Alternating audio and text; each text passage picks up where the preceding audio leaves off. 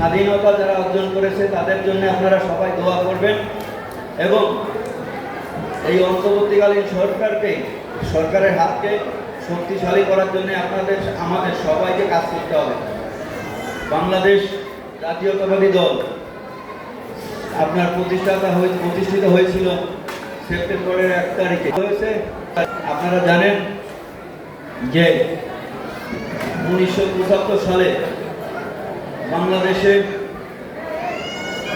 যে একটি হত্যা হয়েছিল, সেই হত্যা কেন হয়েছিল তাও আপনারা জানেন।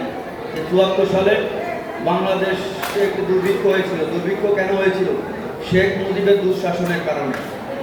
শেখ মুজিব মানে এই আওয়ামী লীগ যখনই ক্ষমতা আসে তখনই আমাদের দেশ ইন্ডিয়ার দালালি চামচামি করে আমাদের দেশটাকে ধ্বংস করার পায়তারা করে।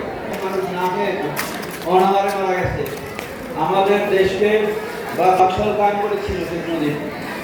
আপনার কোনো সংবাদপত্র টেলিভিশন ছিল না, একটাই পত্রিকা চলত, একটাই টিভি চলত।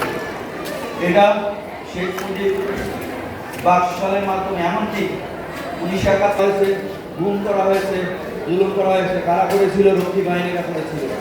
এটা আপনারা অনেকেই জানেন।